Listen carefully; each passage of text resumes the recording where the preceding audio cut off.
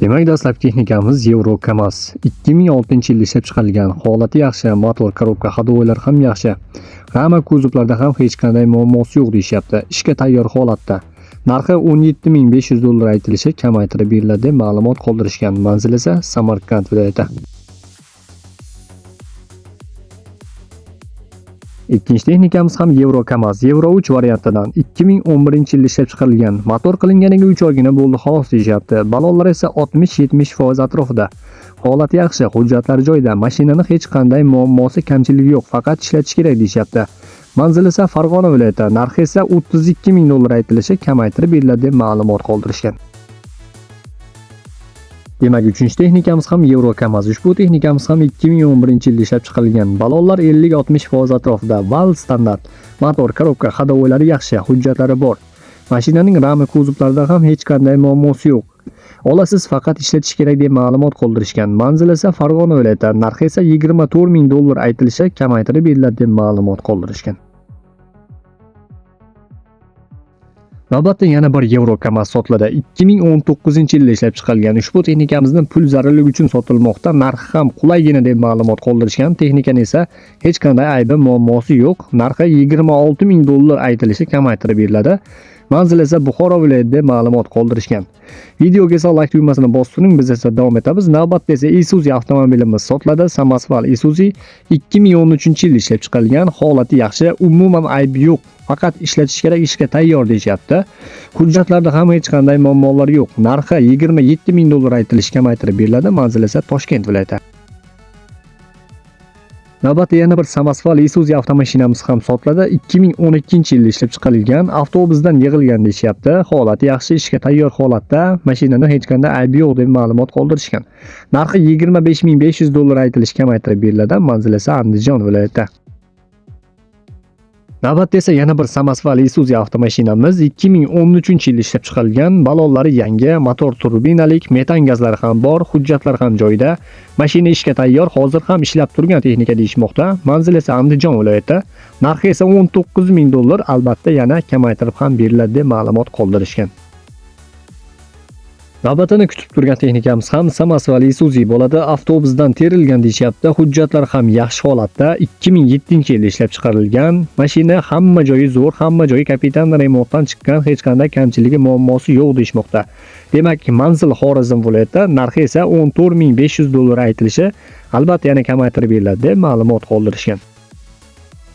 Demak, Isuzu'da davom etamiz. Navbatdagi Samasval Isuzu avtomashinamiz esa 2022-yilda ishlab chiqarilgan. Holati zo'r, probeg esa 92.000 km deyishyapti. Balonlari yangi.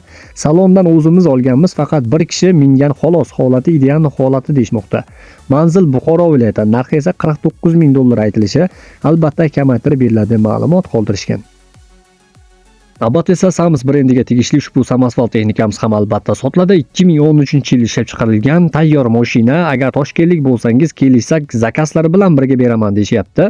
Motor, korobka, moslar ham zo'r holatda, mashina ishga tayyor holatda deyishmoqda. Manzil esa Toshkent viloyati, narxi esa $36.000 aytilishi, kamaytirib beriladi.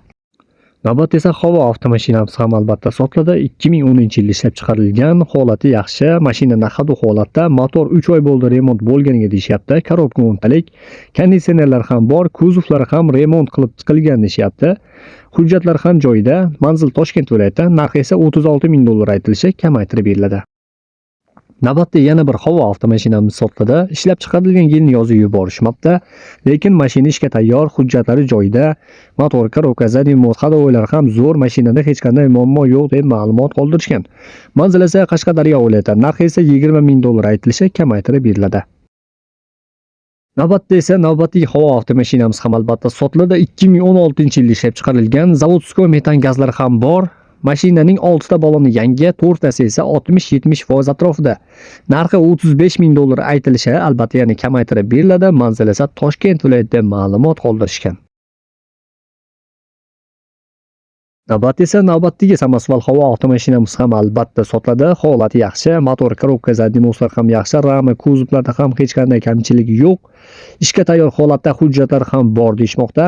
Ishlab chiqarilgan yili va manzil yozib yuborishmoqda. Narxi esa $30.000 aytilishi, albatta yana kamaytirib beriladi deb ma'lumot qoldirishgan. Videoga like tugmasini bosib qo'yishni yoddan chiqarmang. Biz esa davom etamiz. Navbatda yana bir Howo avtomashinamiz 2008-yilda ishlab chiqarilgan mashina naqadu, ballonlar ham 70-80% atrofida. Ishga tayyor, hujjatlar ham yaxshi deyishmoqda. Manzil Jizzax viloyati. Narxi esa $25,000 aytilishi, albatta yana bir kamaytirib beramiz deyishmoqda.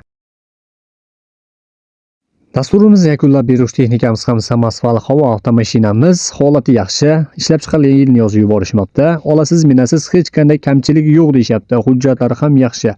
Demak, manzil Qashqadaryo viloyati. Narxi esa $35,000 aytilishi, albatta yana kamaytirib beriladi deb ma'lumot qoldirishgan. Akalar, bugungi dasturimizning texnikalari shulardan iborat edi. Agar ushbu roligimiz sizlar uchun foydali va qiziqarli o'tgan bo'lsa, qilayotgan mehnatlarimizni baholab ketishni, ya'ni like tugmasi orqali baholab ketishni albatta unutmang. Shunda biz ham ishlashda davom etamiz. Hozircha esa xayrlashamiz. Navbatdagi dasturimizda ko'rishguncha salomat bo'ling.